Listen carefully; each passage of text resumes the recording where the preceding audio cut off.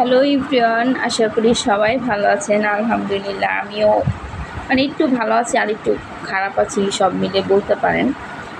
আজকে আপনাদের মাঝে কথা বলবো মোস্ট ফেভারিট দুইজন পার্সনকে নিয়ে। একটা হচ্ছে মামুন আর একজন হচ্ছে লায়লা।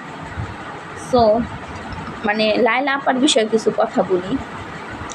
খালাম্মা বয়স হইতেছে আর দিন দিন হচ্ছে প্রতি মানুষের মনোভাব তার মধ্যে সৃষ্টি হচ্ছে। আমি যতটুকু তার কথাবার্তা বুঝলাম, সে কেন মামুনের কাছে পড়ে রয়েছে রে ভাই? আপনার কি জ্ঞান নাই? আপনি কি অজ্ঞান মানুষ? এতদিন কি জ্ঞান হারা ছিলেন আপনি? আপনি মামুনরে 4টা বছর আপনার কাছে রাখলেন, নিজের বাসায় রাখলেন, যাই হোক, তখন কি আপনার মনে হয় না সে আপনাকে ধর্ষণ করতেছে? যেই ছেলেটা আপনার থেকে বেরিয়ে আসতেছে, আপনার কাছে থাকবে না বছর, তখনই আপনি মামলা টামলা দিয়ে ছেলেটারে হাতের মুঠোয় করে রাখছেন, জানি সবসময় আপনার পায়ে ধরে থাকতে চায়। হ্যাঁ, আর এখন সোশ্যাল মিডিয়াতে বলতেছেন সে লোভী, সে বাড়ি চাচ্ছে, গাড়ি চাচ্ছে, আপনি দিতে পারতেছেন না দেখে সে আপনার সাথে এরকম করছে, আপনার হাত কেটে ফেলেছে। ওরে নাটক রে নাটক!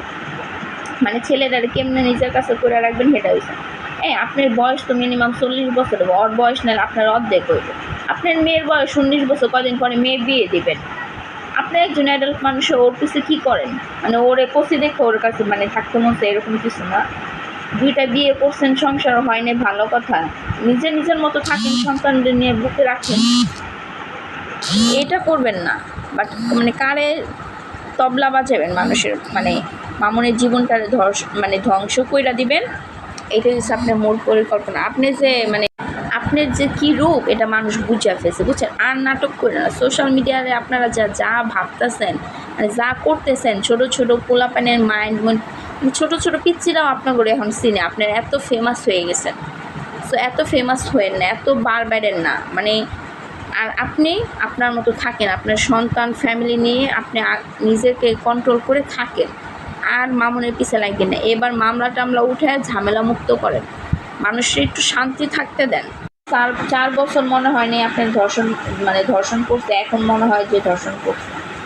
কি একটা নাটক! আর যাই হোক, সেদিন যে মামুন আপনার বেডরুমে লাইভ করতেছিল, আপনি তো ঠিকই বুঝছেন যে সে লাইভ করতেছে, তখন কি আপনার ওনাটা পড়া দরকার ছিল না?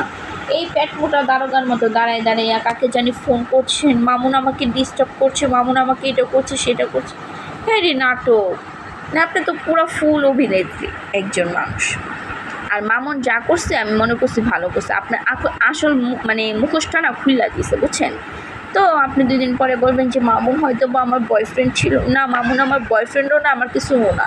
বাট ওর হয়ে আমি 2টা কথা বললাম, বুঝছেন? কারণ আপনার মানুষ 1বার 2বার ভালো বলে, বাট নেক্সট টাইম বারবার ভুল করলে তখন মানুষকে ভালো বলে না। সো আপনি যে ভালো না, এটাও এবার প্রমাণ করে দিচ্ছেন, ঠিক আছে? আর হচ্ছে আপনি এই যে অনামিকা ঐশী, যে মামুনের সাথে যে ছবিগুলো, ওর বয়সটাই তো এইসব এরকম লেভেলের মেয়েদের সাথে প্রেম করা। এখন কি ওর আপনার সাথে বুইডাবিডি নিয়ে ঘুরতে ভালো লাগবে বলেন? আপনার যখন ও কিছু ছিল না তখন ওর পাশে দাঁড়িয়েছে, এখন তো ওর সব হয়েছে, এখন কেন ও আপনার কাছে থাকবে? এই জ্ঞানটা কি আপনার মাথায় আগে ছিল না? এখন সাংবাদিকদের সামনে এসে আপনি বলেন ও আমাকে এটা করেছে, এটা চেয়েছে, সেটা চেয়েছে।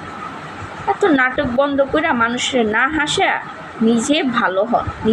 নিজে ঠিক তো জগৎ ঠিক, ঠিক আছে?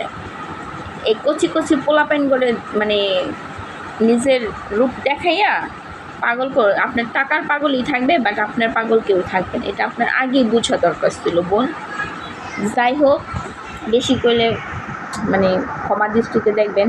আপনার আমি ভালোবাসি না সেটাও ভুল, আবার ভালোবাসি এটাও ভুল।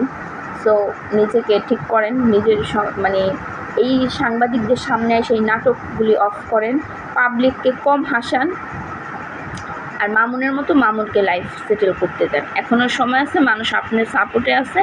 তো মামুনের মতো মামুনকে লাইফ সেটেল করতে দেন। কারণ 4 বছর আগে মামুনের ওই জ্ঞানটা ছিল না, সেই হিসাবে নাবালকই ছিল। মামুনের ওই জ্ঞানটা ছিল না যে 2 দিন পর অথবা 5 বছর পর আমার কি হবে, ঠিক আছে? আর ছেলেদের বয়স যত আপনার যখন 60 বছর হবে, তখন মামুনের হয়তো বা 30 বছর হবে। সো তখন ও আরও ইয়াং হবে। সো ও বুড়া হবে না, আপনি বুড়ি হয়ে যাবেন, ঠিক আছে? এখনও ভালো হয়ে যান। Bye bye. আজকে বেশি বইলা ফেলছি মনে হয়, যাই হোক ক্ষমা দৃষ্টিতে দেখবেন।